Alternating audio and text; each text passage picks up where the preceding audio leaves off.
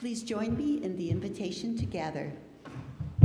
You don't have to be productive, and you don't have to change the world. We are already loved. You don't have to be smart, and you don't have to read all the right books by all the right people. We are already loved. You don't have to conform to someone else's ideas of holy or acceptable. None of that moves the meter of our belovedness.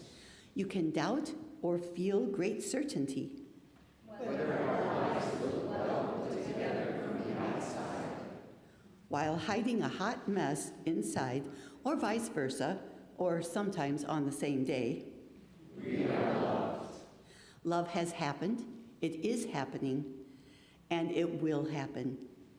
We are known and we are loved. Love is a many-splendored thing when we're feeling it, God, but we don't have to feel it. We don't always feel loved by others, by ourselves, or even by you. That's why this community is so important. It reminds us when we can't remind ourselves that we are loved, just as we are. May we remind each other that we are, no matter what, loved, now and always, even as Jesus did, who taught us to pray. Our Creator, who art in heaven, hallowed be thy name. Thy kingdom come, thy will be done, on earth as it is in heaven. Give us this day our daily bread, and forgive us our sins, as we forgive those who sin against us. And lead us not into temptation, but deliver us from evil. For thine is the kingdom, and the power, and the glory forever. Amen.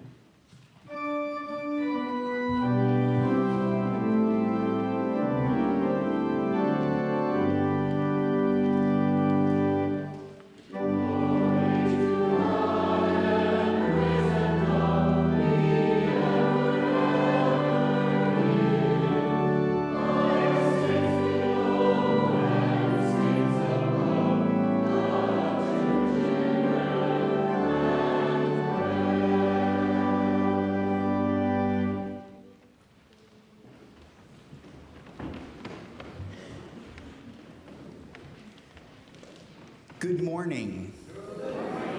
It is my pleasure to welcome you to New England Congregational Church. Whether you're joining us online or in person, we are glad that you are here. A special welcome to those who are guests with us. Please take a moment and sign the friendship register in your pews before passing it to your neighbor. Join us following the service in the narthex for coffee and conversation. A special thank you to all those who are involved in today's service, to Marcia Foxgrover, our organist, to Sue Hard, our liturgist, to Paul LaPrade and the chancel choir, to our greeters and ushers, to Pat Carley in the AV booth, and to Marie Wendt hosting our coffee fellowship.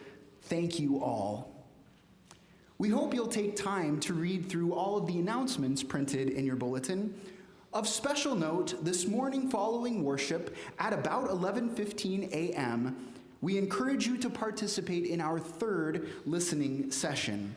These listening sessions are part of a year-long strategic visioning process being undertaken by our cabinet. It's crucial to have as many New Englanders participate as possible. Your feedback in these sessions will help guide us as we set our vision for the future. If you haven't already done so, please plan to join us today. Next Sunday, we are hosting our second annual Trunk or Treat event at 11:30 a.m. This is a chance for you to decorate your car and pass out treats to the wonderful children of this congregation and our wider community. A special prize will be awarded to the adults with the best decked car. People of all ages, hear me again, people of all ages are welcome to wear costumes next week for worship. If you haven't already signed up your car to participate, please do so after worship today in the marketplace. And now remember that no matter who you are or where you are on your journey of life or faith, you are very welcome in this place. As our children come forward, please share a greeting with your neighbors.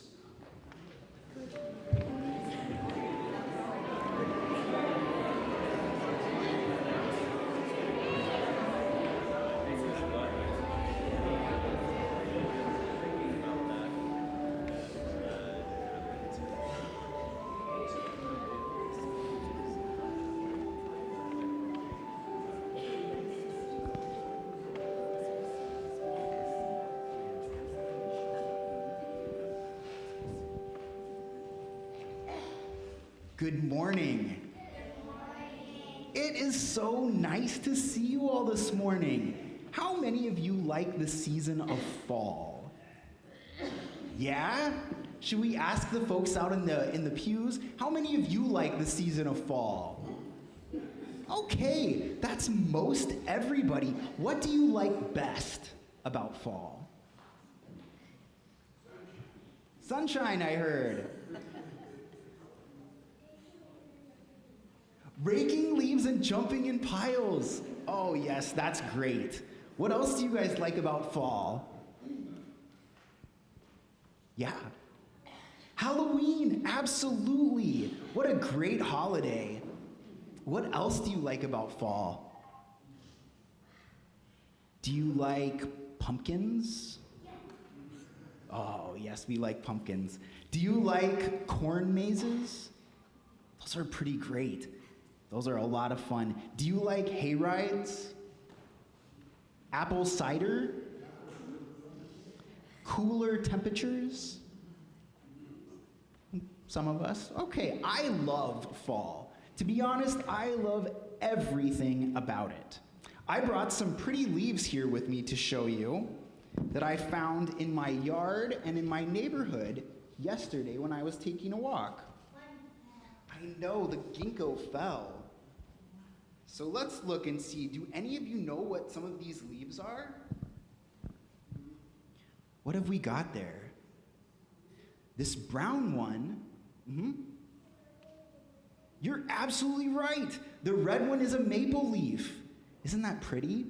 This one is an oak. The little funny fan-shaped one right here, that's a ginkgo. The little red one is a burning bush. And the smaller yellow one is from the linden tree in my backyard. And the big yellow one is from the mulberry tree in my neighbor's yard. See them all? Aren't they beautiful? Do you guys have pretty trees in your yards? You do? What color are the leaves? Yeah, what color are the leaves in your yard? Red and yellow and green. Yeah. Anybody else have pretty leaves? Well, did you know that leaves change colors because the trees are sucking all the nutrients out of them and storing them in their roots for winter? Did you know that? You did. You guys are smart. I knew you knew that. All those beautiful colors appear as the trees get ready for the long, cold winter months ahead. When you think about it, trees are pretty smart, aren't they? Yeah. We get ready for winter too in our own ways, don't we? Our farmer ancestors would harvest crops in the fields. They'd can fruits and vegetables and even meats for the winter months, and they'd store up a supply of firewood to burn and keep warm. Most of us don't have to do all those things, do we? No. Do any of you can vegetables? No. Do any of you cut wood and burn it in a fireplace? No. Okay, so most of us don't have to do those. It's easy for us to forget then that plants and animals have to do those kinds of things. What do squirrels do to get ready for winter? Yeah. They bury nuts all over the grass. Absolutely.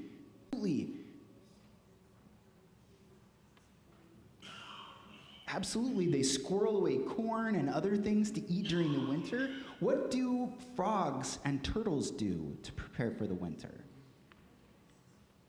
Anybody? They bury themselves deep in the mud of ponds and rivers. What do bears do to get ready for winter? They hibernate, and before they hibernate, what do? They eat a lot, right?